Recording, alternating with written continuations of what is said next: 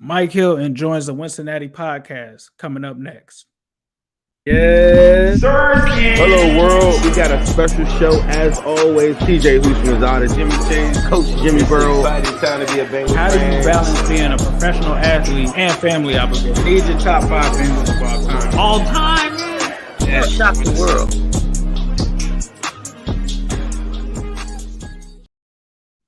Welcome to the Wincinnati podcast. I am your host, Ace Boogie. Here he is, my co-host, Zim. Zim, what's up, bro?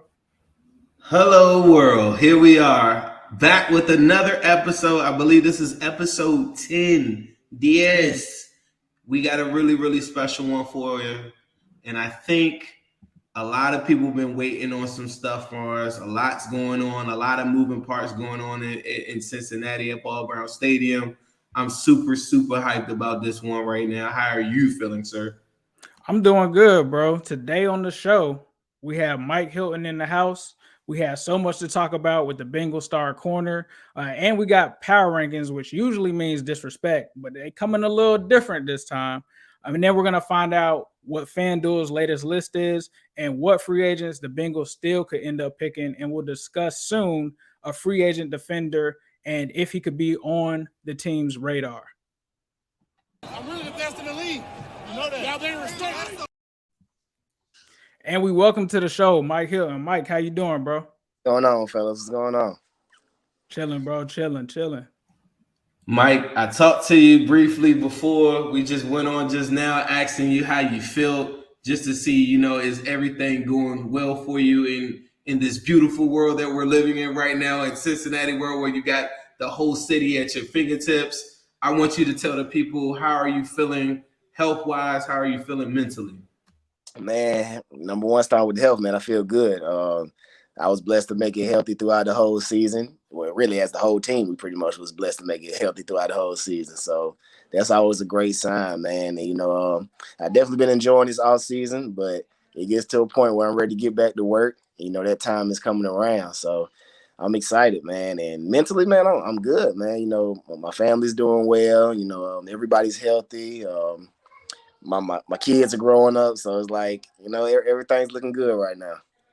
Nah, that's facts, bro. Taking it back to Ole Miss, the Jackboys. Talk to us about the Jackboys. All right, Jackboys came from my boy Senquez Gosen, who was actually a second-round pick, I want to say in 2015 for the Steelers. And, me and him still tight to this day. It was something he came up with during his senior year. And it kind of stuck with it. We our whole secondary, we looked at each other as Jack boys. When that ball's in the air, we taking it, man. So it was something that we really thrived in and was excited about. Today, I saw it was some pictures that the Bengals media team took out. One thing that people don't know is about the cleanup boys. Yeah. So now from the Jack boys and the cleanup boys, what's the difference? Are we both just like cleaning up? Like, what's the difference? Tell us, like, if you got to pinpoint something, what's the difference? Man, I just say Jack boys, we was a little more rugged. The cleanup crew, we like to keep it professional, but we still gonna take care of business when that ball is snapped. So yes, sir. I point to one little difference. I say that. So one thing, Mike, obviously you started your career in Jacksonville with the Patriots, and then you ended up on the Steelers, and that's where you really blew up and thrived.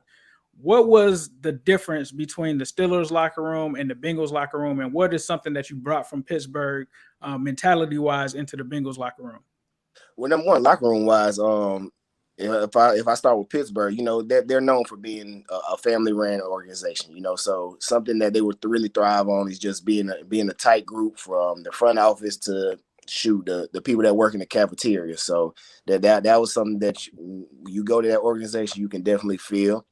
And it's kind of the same thing with Cincinnati, especially this locker room with us being so young. Like I'm 28 and I'm 6 years in, and I'm one of the veterans, and it's just like, I kind of feel like the young guys are looking up to me to be that leader and be that guy that can help push us and keep us winning. So the locker room's the same, man. But personally, I feel like what I brought from Pittsburgh was just my winning mentality.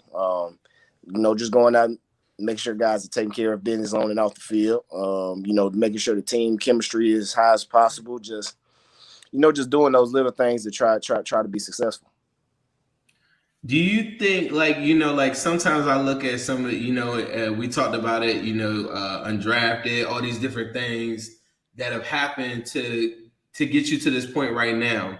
Do you feel like the team has like a bit of a chip on your shoulder when you kind of like talk to some of the guys that you talk to on an everyday basis? Do you feel like you talk to some guys and they kind of have like they share your same story? Of course, we know about the Joe Burrows and the Jamar Chases of the world, but I know you were like 3-star high school, like a lot of different things. Do you think there's some guys that had that chip on their shoulder too?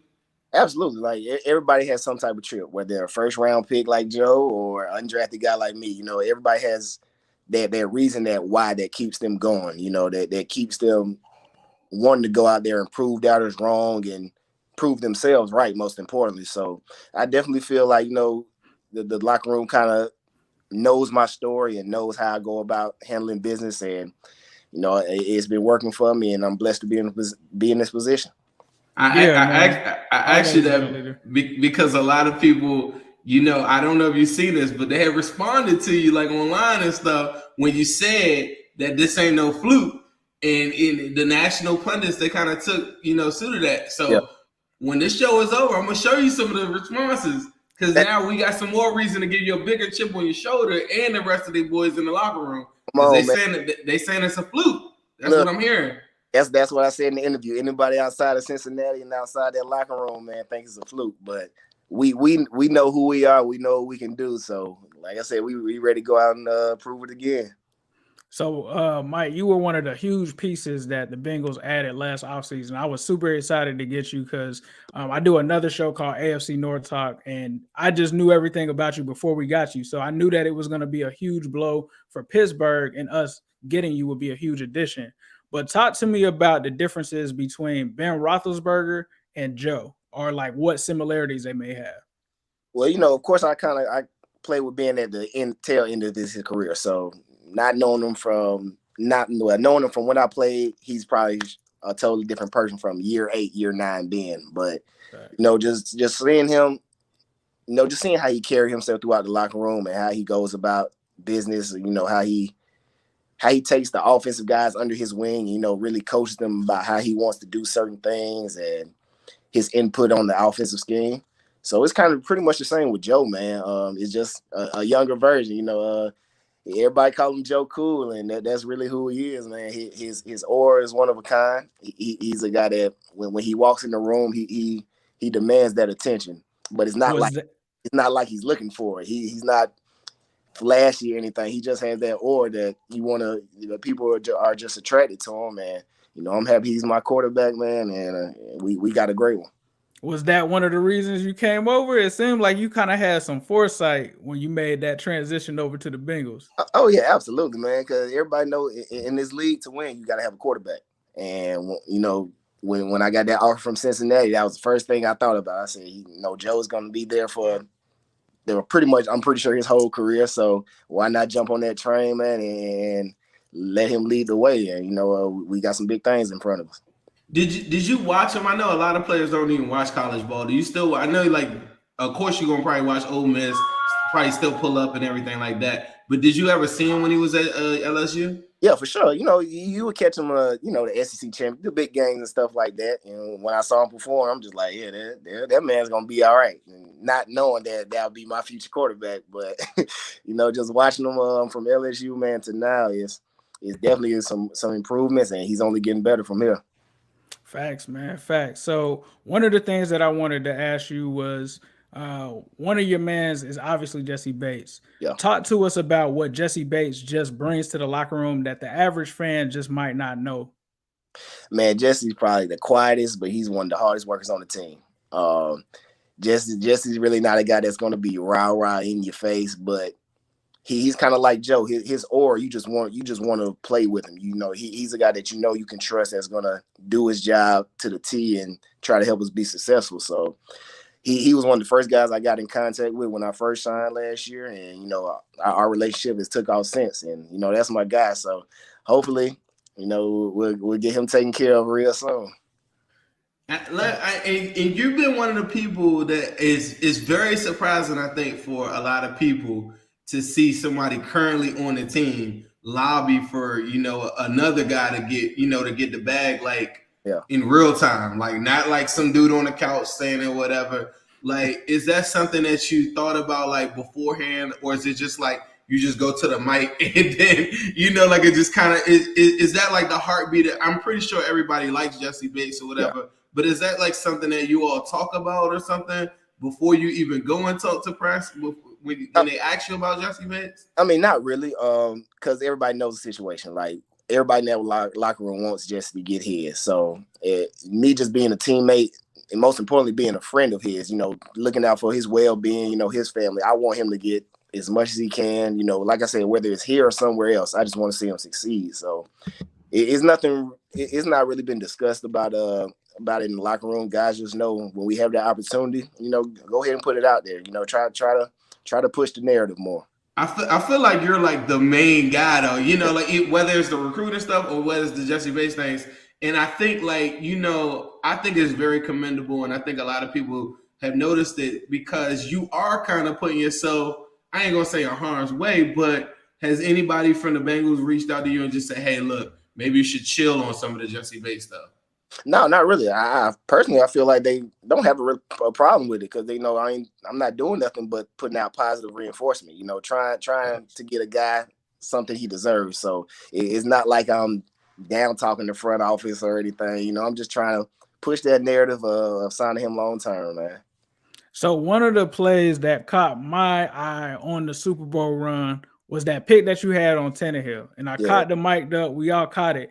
You said you predicted that was going to happen. Like, how did you know that was going to happen and you were going to make a game-changing play in a playoff game like that? So I remember it was their first drive, and they actually ran that exact same play, but it was on their side of the 50, and I was able to kind of jump and read it the same way, but I wasn't able to get my hand on it. So, and eventually offense is going to repeat plays that were successful. So after that big run they had, they knew inside the red zone we're going to be aggressive. So they tried to read option, and Lou caught up the perfect blitz.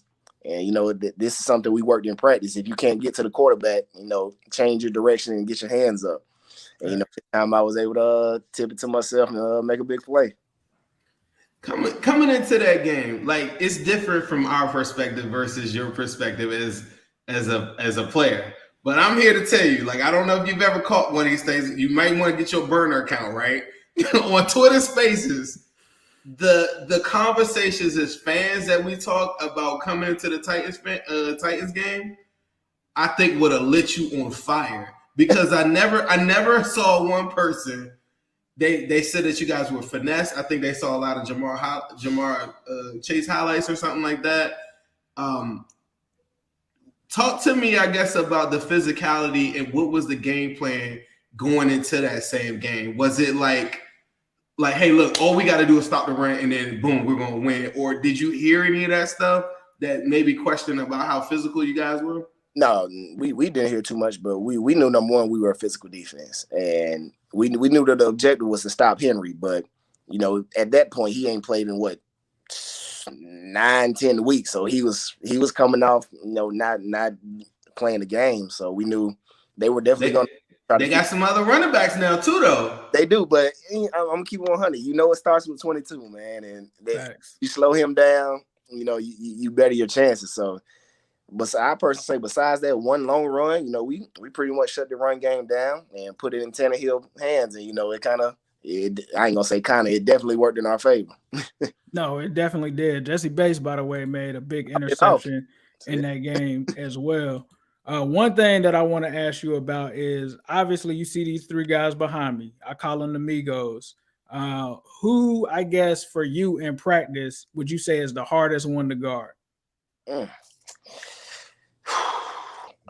If I had to choose, I'd probably say T, because a guy that big and that tall shouldn't be getting out his breaks and shouldn't be that quick. Like, all three of them have their own unique ability. Like I said, T is just the freakish, tall athlete.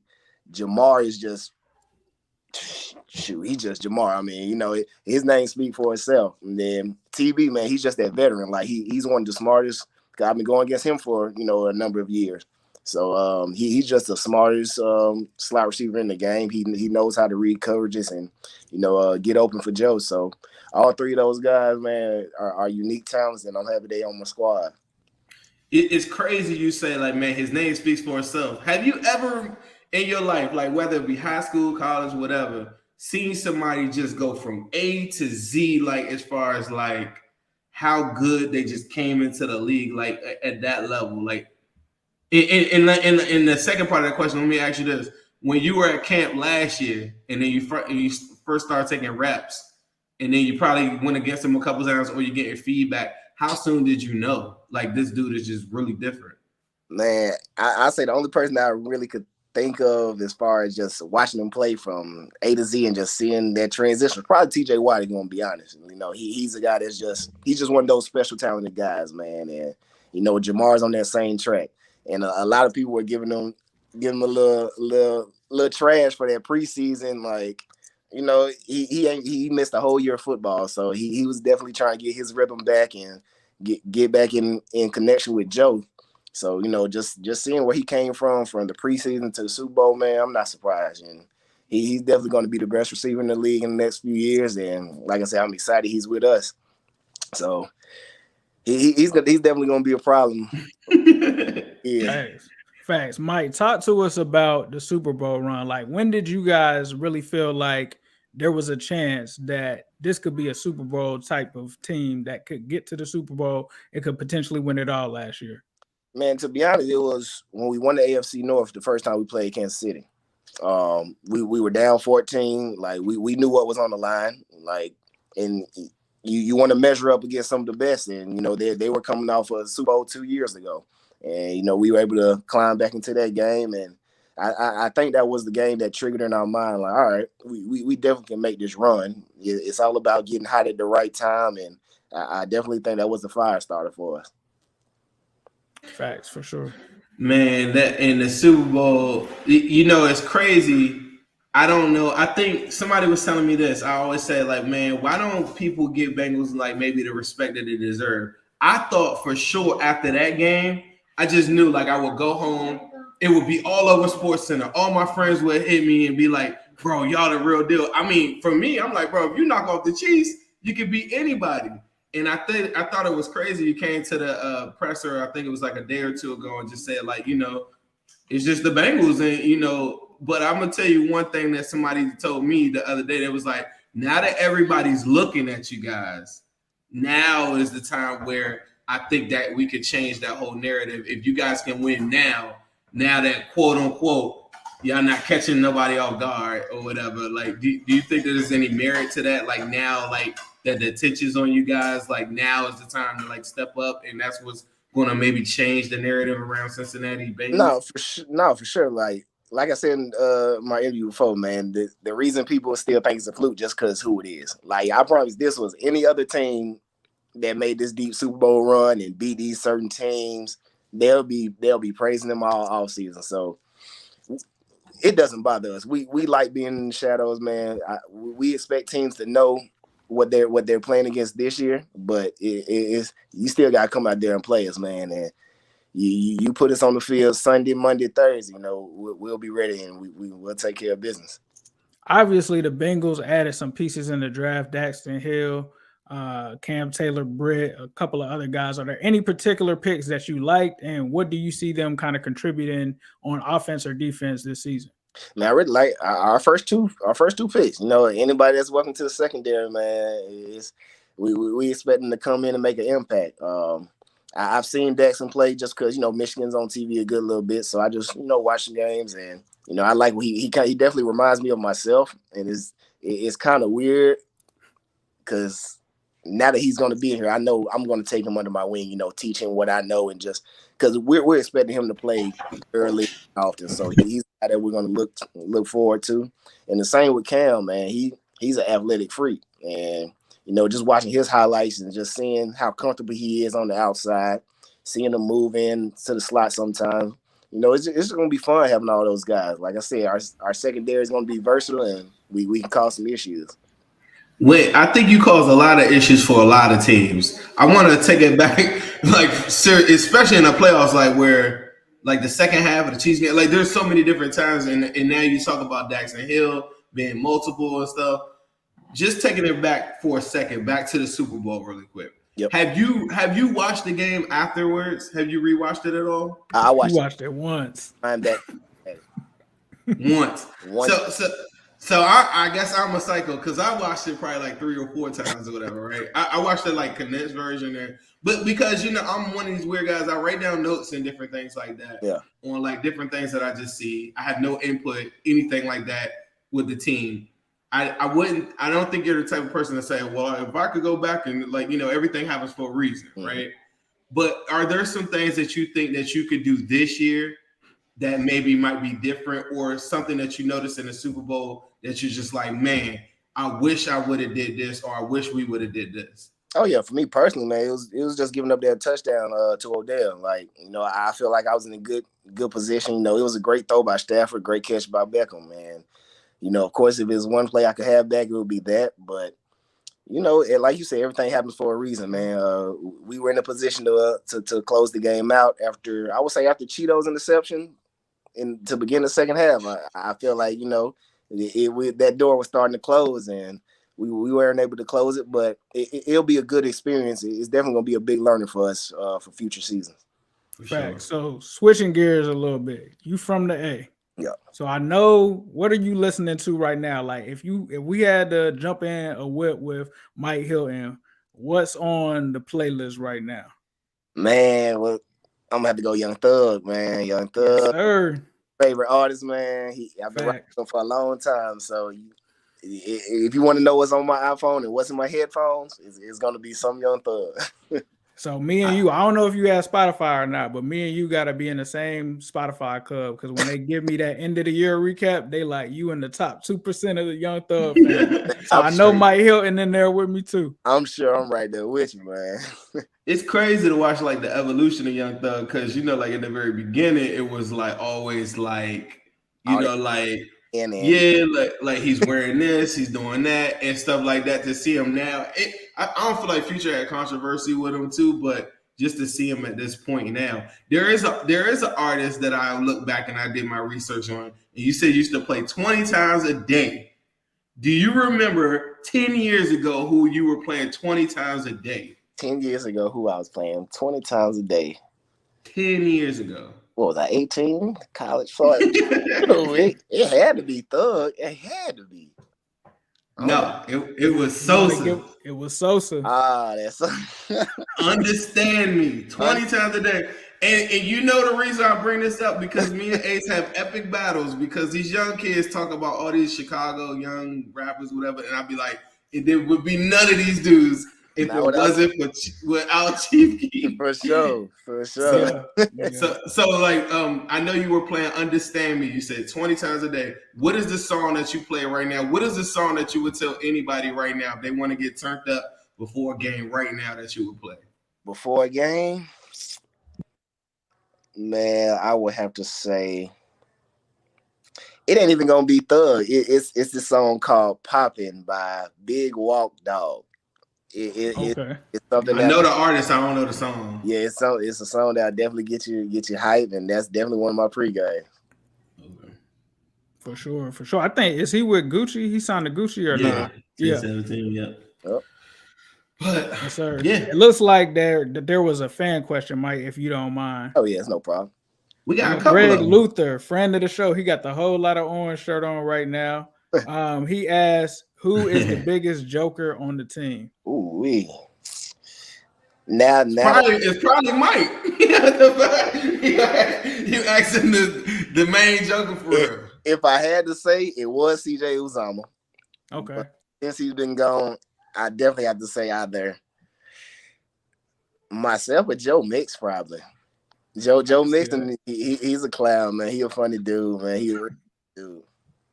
The man, Joe Mix. Go ahead, Ace. No, go ahead, Zim. I was going to ask you. Ace was just talking about the A or whatever. Did you go back to the A? Like, what were you doing in the off season? Right. What did you do right after the Super Bowl? Like, what was your off season like? Oh yeah, I went right back home. I got a house out here. I'm originally from out here, so all my family's out here. So as soon as Super Bowl was over, I spent about a week in Cincinnati packing and shipping stuff. But once I got down here, man, I actually haven't taken any vacations. Like I'll probably do one before training camp, but yeah, I was like, you need to. Yeah, I got to. But get that mental right. I took about really 3 weeks off from nothing, just because I knew it was a long season. So once those 3 weeks passed, I got back to training, and here I am now. Now, like I said, we started up Monday up here in Cincinnati, so yeah, it's time to get it rolling now. So I'm excited.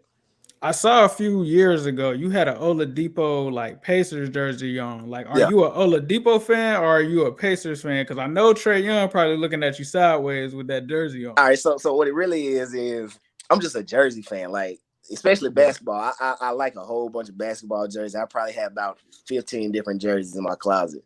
And whether they change that team or not, I still got the jersey. And like, I don't know. I just like rocking back. That one was exclusive because I was like, where he get? I've never seen that one before. That one was fire. Appreciate it. Well, what's your give me your top 5 throwback jerseys if you had to pick? Like, if you could have any jersey or a jersey that you currently own, but your top 5 throwbacks.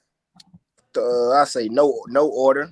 I got a James Harden Houston Rockets from like the Hakeem Olajuwon years. I got a Dominique Wilkins from when he played. Hey, bro, I was just about to, when he said that, I was about to say, man, go ahead. I was about to be like, no, it got to be like a Dominique Wilkins, but I didn't want you to like. Would y'all consider the LeBron James Miami a throwback, or is that still a little too recent? That's too recent. Okay, all right. Unless it's that red one. Unless it's like the Tim Hardaway and Zoe. Man, it got to be Mitchell and Ness. Like, it got to be like. Yeah. I could go to Marshall's right now and probably go get a LeBron James Miami Heat jersey or something. Who else I got? Dang, I got to think about it. That Grizzlies one kind of cold though. That one that John them brought back. Oh yeah, that like teal type of color. Yeah. I actually got the shorts to match that though. I don't have the jerseys, but I got those exact same shorts. Who else I got? Let me think. Penny Hardaway, Shaq, Dan Marley's sons, Charles Barkley throwback sons. No. I got the Pippen with the pinstripes. Ooh. Who you got winning the whole thing? Who you got winning it? For people that's watching the NBA playoffs right now, who you got winning the whole thing?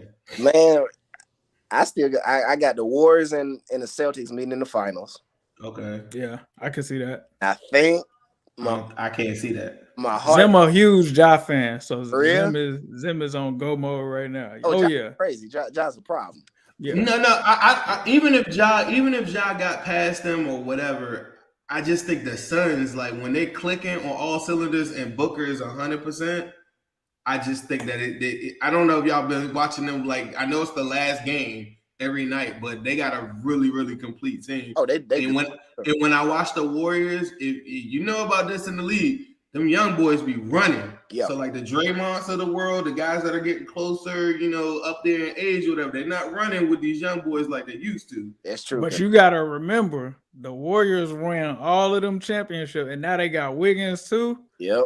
It's nasty. I think Golden State can get one more before they trio kind of get over the hill and in their careers. But I think I got the Celtics and the Warriors in the finals, and my gut is telling me the Celtics. I just like how long and how athletic they are. Right. You got Jason Tatum, Jaylen Brown, man. They got some dogs. They are probably the chemistry on their team is incredible too. Yep. You can see it too, like in the way, and they was like that with the last coach. They just passed the ball really, really well. Yep. Going back to the Bengals real quick, are you excited for the indoor facility? Oh yeah, absolutely. Yeah. but see, fans like me online be like, man, what they doing going inside? They need to just stay outside and keep it rugged so we can get ready for the Titans and stuff. What would you say crazy, to those that's people? cool and all, but eventually we gotta take it inside, man. Like we can spend half the practice outside, just get a little taste, but let's finish off, indoors or something. For me, I was always worried that like another team like Bill Belichick or something that has somebody trying to spy on the practice from the highway. That was always my thing about it, was like, how do you know somebody's not going to try to like spy on the practice or something like that. That was always my concern. That makes sense too, because where our practice field is at, anybody can really just go up there and stand, and we'll just They do. That. And them dudes every year they get way better cameras too. Oh yeah. So like when they go to Twitter and stuff and start posting like the video and the pictures and stuff, I'll be like, bro, how you get that close? Even when y'all was in COVID, dudes started getting like extra lenses and all this other stuff that like really get some good shots in there. But they gonna find a way. Right, I'm about to say, Ace, you talk about Belichick, boy, he probably got somebody that he didn't got all the way through. Oh, he got somebody in there that we don't even know. He gonna be out there in a Bengals shirt on with a camera. Somebody got Bengals logo in there going. They in there right now in the building, holding cameras and walking people through the crowd and all that stuff like that. But Mike, before we let you get out of here, we want to be respectful of your time. Is there any big goal that you have personally for the 2022 season? Man, personally, man, I just want to make a Pro Bowl, man. I feel like the nickel position is starting to really elevate into a premium position, and you know, I feel like there's some elite nickels that's out there. Myself, Kenny Moore, Chauncey Gardner-Johnson, like it's definitely a lot of deserving nickels. So, if personal wise, that's definitely one goal I want to get as a Pro Bowl. I know one way that I think will fast track you. You put out the tweet on there the other day and say, hey, man, I think I need to get on some pods, right? Yeah. If I know you see a lot of players doing pods and stuff like that now. Now, I'm not saying you do this to mess up like what you got going in your daily, your daily regimen and all that different stuff. But if you ever just want to do a little 15, 20-minute quick pod, you just come right on here. It'll just get your message out, get you more in more people's faces. Then they start to be like, oh, okay, because you got to think you guys wear helmets. People need to see this. So now you got an outlet right here. That's exactly why I did it, man. Just trying to broaden my horizon because, like I said, I'm in year 6, man. I'm closer to the end than the beginning. So you got it. At this stage, definitely got to start thinking about what's after football, man. And, I love the game and I'll never stop loving it, but eventually I have to stop playing. So I'm just trying, promote myself, man. Just put myself out there, get connected with the right people. Would you ever go into coaching? Oh, absolutely. Like that's the plan. Definitely the plan. And, I still talk to some of my old college coaches. There are college coaches everywhere. So, I'm trying to, stay in touch with them and, if need be, end up getting a GA job wherever they are. So I'm just trying to, broaden my opportunities. Well, Mike, we appreciate you for stopping by. Is there anything that you want to say to the Bengals fans before you get out? Man, y'all be loud this year, man. It's gonna be a fun one. We appreciate all the support. We do this for y'all, man. And who they? Get that man on some more Mike Ducks, man. We need some more Mike Ducks. Tell them people you need to get on some more Mike Ducks. I think I'm a couple more this year for sure. All right. Well, thank you, Mike. We're gonna go to our commercial from our sponsor of the show, Midwest Best Barbecue. With them on our wings, they tell me that them on our wings will make you do the grenade. Them on our wings will make you do the grenade. On our wings, come and get them on our wings, who they gonna be? Them on our wings, MB's got you with them on our wings, they tell me that them on our wings will make you do the grenade. On our wings and make you do the grenade.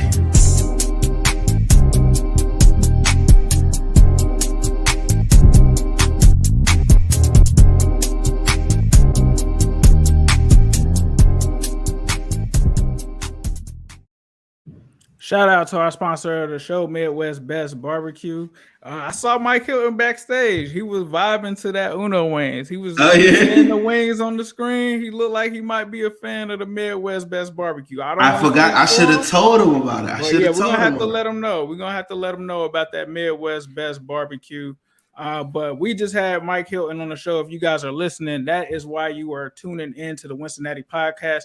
Please be sure to hit that subscribe button, hit that like button, share this with your friends. Let them know where you just heard Mike Hilton on our podcast. We appreciate that. But switching gears here, James Bradberry, the corner for the New York Giants, is expected to be released possibly at the end of this week. Zim, you had some thoughts about Bradberry last week. Have those changed, or do you still feel like there's just not a chance, and it's the CTB show going forward? It's the CTB show. I think if they were after a corner, it would have been like a veteran cornerback. Even if they still did it, like maybe like a Joe Hayden, AJ Bouye type guy, whatever. You cannot tell me that you're not going to pay Jessie Bates $14 million and then come back and offer James Bradberry, whether it be 8, 9, 10. He's currently getting 10. Like, you could not come back and say that. I just think that you want to talk about Jessie Bates possibly holding out on them. Like that kind of goes hand in hand with that. Like, you can't tell him you don't have the money to pay him if y'all off a couple $1 million, but then you go and pay James Bradberry and you have the other corner to go over there with Eli. Just that wouldn't really make sense to me. If they were going to spend money on a position, to me it would be like a Akeem Hicks if he were willing to do a value. If we're talking about like a big name. Or a trade for a defensive tackle just to get ourselves insurance, because now you're potentially giving a rookie and Carter a bunch of snaps. It wouldn't be in the secondary after you just went 3 secondaries in the draft. 3 secondary members in the draft just now, in my opinion. Yeah, and I think Bradberry, a lot of the connection was made before the draft because he's a New York Giants player. Obviously, Lou Anarumo used to coach over there. So I think that's where the connection came from. But I have to start agreeing with you guys. Like, if this was before the draft, sure. But after the draft, the fact that they've added so many guys to the room, the fact that he probably has seen us add guys to the room, he's probably like, if I am there, it's only for a year. So I think he'll probably find greener pastures elsewhere, but I have to agree. I think the James Bradberry thing is not going to happen for the Cincinnati Bengals team. Moving on. Now, OBJ. Now, moving on. The Bengals are ranked number 6 in the latest FanDuel power rankings, number 3 behind the Bills and Chiefs. I mean, just ahead of the Ravens. What are your thoughts on this ranking, Zone? Part of me is like, well, Vegas wants to get some suckers who just don't believe in, they want to, these teams that haven't been good in a while or feel like they're on the brink of the Super Bowl, like the Bills or something like that. Or I saw the 49ers have better odds. I've seen Cowboys, I've seen different teams like that have better odds. But those are large fan bases that they want to entice a lot of suckers to, lose their money for real. Then the other, because you're going to have less people betting on the Bengals. So I don't really buy into that as much. I saw a report that said Trey Lance isn't really doing well for the 49ers early on in his throws and stupid stuff like that. It's way too early for me to even be talking about odds. I know we're out of the draft. I know we're damn near out of free agency. But I just think it's all BS at this point right now just to entice people to bet. I don't put too much stock into it. Facts. Well, if you guys are listening, like I said, please be sure to hit that like button, share this with your friends. And if you're listening from your car, please be sure to leave us a 5-star review. That helps other Bengals fans find this. And we also are doing some cool giveaways coming up for sure. So stay tuned for that. But speaking about just jerseys, apparel, Joe Burrow was the number 4 selling jersey over the last years. And what are your thoughts about that? Too low, too high? Just right. What are your thoughts? Just right. You got to think somebody, part of the reason why people scoff at the idea of me saying Joe Burrow's the MVP of the league this past year is because it's almost like an introduction to him.